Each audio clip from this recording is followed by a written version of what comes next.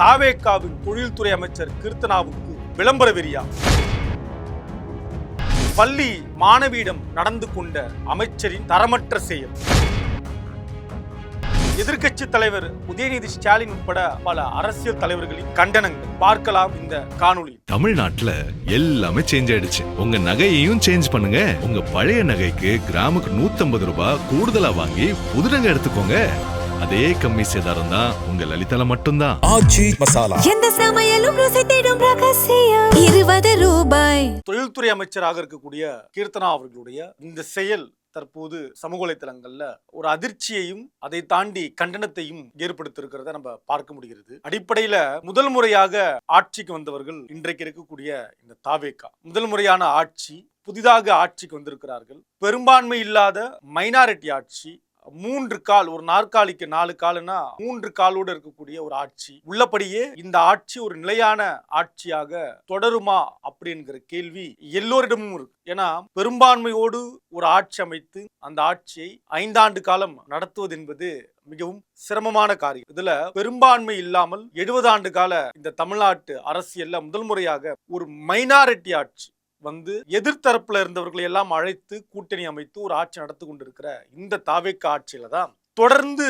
Reels ஆட்சியாக reels மோகத்தால எவ்வளவு சீரடிகிறது அப்படின்றத நம்ம பார்க்க முடிகிறது. வாக்களித்த மக்களே அதிர்ச்சியாகக்கூடிய பல சம்பவங்கள் தொடர்ந்து நடக்கிறது. அதுல ஒரு சம்பவம் தான் இன்னொரு சம்பவம், பல சம்பவங்கள்ல இன்னொரு சம்பவம் தொழில்துறை அமைச்சர் கீர்த்தனா அவர்களுடைய சம்பவம். என்ன, ஒரு அரசு பள்ளி மாணவியோடு ஆங்கிலத்தில் உரையாடி அதன் மூலமாக அந்த அரசு பள்ளி மாணவி அதற்கு பதில் சொல்ல தயங்குறாங்க, பதில முழுமையா சொல்லல. இதுதான் நடக்குது. நம்ம அந்த வீடியோவை பாக்குறப்ப நம்மளால புரிஞ்சு கொள்ள முடியுது. அடிப்படையில இதை ரீல்ஸ் வெறி அப்படின்னு எதிர்க்கட்சி தலைவர் திரு உதயநிதி ஸ்டாலின் அவர்கள் கண்டனமான ஒரு அறிக்கையை பதிவு செய்திருக்கிறார். அப்ப இந்த ரீல்ஸ் வெரி அப்படின்றது ரொம்ப மிகையா அப்படின்னா இது மிகை கிடையாது. எதனால அப்படின்னா, முதல்ல பள்ளி மாணவியோடு ஒரு அமைச்சர் பேசுகிற ஒரு வீடியோவை பதிவு செய்வது என்பது தவறு. ஏன்னா அவங்க பள்ளி மாணவி, இன்னும் பள்ளி படிப்பை முடிக்காத மாணவி, குழந்தை, சிறுமி. இப்ப அந்த வீடியோவை எடுத்தது தவறு.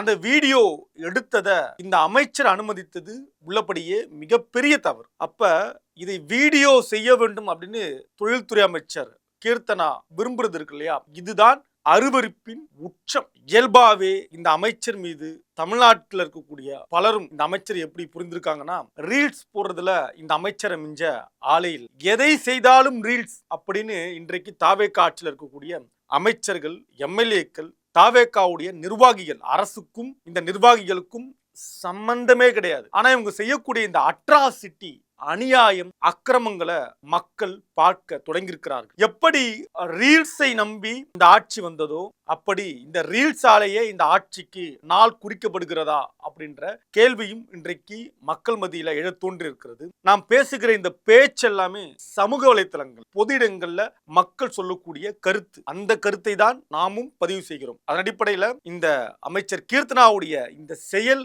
எவ்வளவு அருவருப்பானது, அதை தாண்டி அதை பதிவு செய்து அதை வெளியிட்ட நபர் இருக்காங்க இல்லையா, அது இதைவிட உச்சபட்ச அருவருப்பான செயல். பதிவு செய்ததே தவறு. அதையும் விளம்பர நோக்கத்திற்காக தொடர்ந்து நம்ம மக்கள் மத்தியில பேசப்படணும், நாம் கவனிக்கப்பட வேண்டும், நம்முடைய முதலமைச்சர் காதுக்கு இந்த தகவல் எல்லாம் போய் சேர வேண்டும். வெளிச்சத்திலேயே இருக்கும், ஊடக வெளிச்சத்தில் இருப்பது, விளம்பரமாகவே இருப்பது, ரீல்ஸ்லயே இருப்பது, ரீல்ஸுக்கு பின்னாடி ஒரு பேக்ரவுண்ட்ல ஒரு பாட்டை போட்டு அதை ஷேர் செய்வது, இப்படின்னு ரீல்ஸ் மோகம், ரீல்ஸ் வெறி, விளம்பர வெறியில செய்த இந்த செயலை தான் இன்றைக்கு எல்லோரும், மனசாட்சி உள்ள, மனச்சான்று உள்ள எல்லோரும் கண்டிப்பது. ஒரு அரசு பள்ளி மாணவியிடம் பேசுகிற ஒரு அமைச்சர் அந்த மாணவியிடம் கேள்வி கேட்கறதுல தப்பு இல்ல. முதல்ல இவங்களுக்கு என்ன வேலை அப்படின்ற கேள்வி இருக்கு. ஒரு தொழில்துறை அமைச்சருக்கு இந்த இடத்துல என்ன வேலை? சரி, ஒருவேளை அவங்க அந்த வேலையை செய்தாலும் கூட கேள்வி கேட்டு பதில் கிடைக்கல அப்படின்னா கடந்து போகலாம், பிறகு ஆசிரியரை அழைத்து பேசலாம், இது வரைக்கும் சரி. இதையும் தாண்டி அந்த மாணவி பதில் சொல்ல தயங்குறப்ப ஊக்கப்படுத்தலாம். அமைச்சர் தானே, இந்த கேள்வியை கேட்டு இந்த கேள்விக்கான பதிலை சொல்லி கொடுத்து ஊக்கப்படுத்துறதுல ஊக்கப்படுத்தக்கூடிய வீடியோ வந்திருந்தால் கூட நம்ம அதை பாராட்டலாம். ஆனால் ஒரு இயலாமையை சுட்டி காட்டுவது முடியாது, பேச முடியாது, இவர்களுடைய நிலைமை இப்படித்தான் இருக்கிறது அப்படின்னு ஒரு தாழ்வு மனப்பான்மையை அந்த மாணவி மத்தியில் ஏற்படுத்துவதற்காக இந்த வீடியோவை பகிர்வது. இப்ப இந்த மாணவிக்கு ஆங்கிலம் பேச தெரியல அப்படின்ற ஒரு வீடியோவை நீங்க விளம்பர வெறிக்கு ஷேர் பண்றீங்க, பகிர்றீங்க. அந்த மாணவியை சார்ந்த குடும்பம் இருக்கு இல்லையா, அந்த மாணவிக்கு நட்பு வட்டாரம் இருக்கும் இல்லையா, இவங்க இந்த வீடியோவை எப்படி பார்ப்பாங்க? ஒரு பேச தெரியலையே, ஆங்கிலம் தெரியலையே அப்படின்னு இந்த மாணவியை மற்றவர்கள் கேள்வி கேட்கலாம் இல்லையா? இதை காரணமாக வைத்து அந்த மாணவி மனதை காயப்படுத்தலாம் இல்லையா? இந்த அடிப்படை அறிவு கூட இல்லாம அமைச்சர் செய்த செயல்தான் இன்றைக்கு வன்மையான ஒரு கண்டனத்தை எல்லோரும் பதிவு செய்கிறார்கள். அமைச்சருடைய செயலுக்கு ரீல்ஸ் வெறியால் இன்றைக்கு உள்ளபடியே அந்த மாணவி பாதிக்கப்பட்டிருக்கிறார் அப்படின்றதுதான் உண்மை. இந்த அம்மாவுக்கு அங்க என்ன வேலை அப்படின்னு தான் இன்றைக்கும் பலரும் கேட்கிறார்கள். அப்ப அரசு பள்ளி சரியில்லை அப்படின்னு ஒரு நரேட்டிவை இவங்க உருவாக்க முயற்சிக்கிறார்களா? இன்னும் தனியார் மயமாதல் கல்வியில பள்ளிகள்ல தனியார் பள்ளிகளுக்கு இவங்க விளம்பரம் தேடி தரார்களா? நீங்க அரசு பள்ளியில ஆங்கிலம் சரியில்லைன்னா அடுத்து நம்முடைய எண்ணம் என்னவாக இருக்கும்? இயல்பாக பெற்றோருடைய எண்ணம் என்னவாக இருக்கும்? நம்ம தனியார் பள்ளியில கொண்டு போய் சேர்க்கலாம். அப்ப அரசு பள்ளி சரியில்லை என்பதை நீங்க கொண்டு வந்து காட்டுவதன் மூலமாக இங்க எதை காட்டணுமோ அதை காட்டலாங்க. இந்த கட்டடம் சரியில்லை, இல்லை இந்த இடத்துல தண்ணீர் வரல, இங்க கழிப்பறை வசதி இல்லை, இதை சரி செய்யணும், ஒரு அமைச்சர் நடவடிக்கை எடுப்பது என்பது சரி. நீங்க இந்த கல்வி முறையே தப்பு, பயிற்றுவிக்கக்கூடிய முறையே தப்புன்னு அந்த ஆசிரியரையும் அந்த இடத்துல கேள்விக்குள்ளாக்குறது இருக்கு இல்லையா? அடிப்படையில் ஒரு அரசு பள்ளி இயங்கக்கூடிய நிலைமை, அரசு பள்ளி மாணவர்களுடைய இந்த வர்க்க பின்னணி இருக்கு இல்லையா? ஒரு எளிய குடும்பத்திலிருந்து வரக்கூடிய ஒரு பெண், ஒரு குழந்தை, அதுவும் பெண் குழந்தை, இன்னைக்கு கல்வி கற்க வரக்கூடிய ஒரு குழந்தை, எளிய குடும்பம். அப்ப அந்த அரசு பள்ளியுடைய தரம் என்னவாக இருக்கிறது, கல்வி முறை என்னவாக இருக்கிறது? நீங்க தனியார் பள்ளியில இருக்க மாதிரி குதிரை பந்தயத்தை அரசு பள்ளியில் நடத்த முடியாது. புரிதலை ஏற்படுத்தி மாணவர்களுடைய வருகையை உறுதி செய்யும். கடுமையா ஆசிரியர் தாக்குறாங்க, ஆசிரியர் திட்டுறாங்க, ஆசிரியர் தொல்லை பண்றாங்கன்னு நினைச்சு பல மாணவர்கள் பள்ளிக்கு போகாமல் நின்ற காலமெல்லாம் இருக்கு. சில ஆண்டுகளுக்கு முன்னாடி எல்லாம் நடந்திருக்கு. பள்ளிக்கூடத்துல போனா எப்ப பார்த்தாலும் டீச்சர் திட்டுறது, டீச்சர் கேள்வி கேட்கறதுன்னு பிடிக்காம பள்ளிக்கூடத்திற்கு போகாமல் நின்றவர்கள் எல்லாம் இருந்த காலமெல்லாம் இருக்கு. இன்றைக்கு அது மாறி இருக்கிறது. ஒரு மறுபுறம் பள்ளி கல்வித்துறை அமைச்சர் அவர்கள் சிபிஎஸ்இ பள்ளிக்கூடங்களுக்கு வக்காலத்து வாங்கி கொண்டிருக்கிற நிலைமை நம்ம பார்க்கிறோம். அவர் எதை செய்ய விரும்புகிறார் அப்படின்றத உள்ளபடியே பலருக்கும் புரியும். இவர் எதற்கான முன்னோட்டத்தை கையில் எடுக்கிறார் அப்படின்னு நமக்கு தெரிகிறது.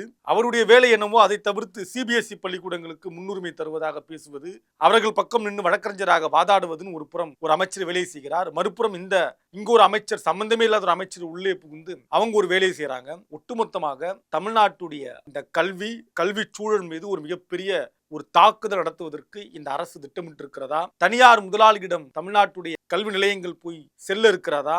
கல்வி முழுமையான வியாபாரமாக மாற்றப்பட இருக்கிறதா? இப்படிங்கிற கேள்வி எல்லாம் இன்றைக்கு எழ தொடங்கி இருக்கிறது. முதல்ல இந்த ரீல்ஸ் ஆட்சி, முதல் முறையாக வந்திருப்பவர்கள் ரீல்ஸ் ஆட்சியை, ரீல்ஸ் வெறியை, விளம்பர வெறியை இதோடு நிறுத்திக் கொள்ள வேண்டும் என்பதுதான் எல்லோருடைய கோரிக்கையும் கூட.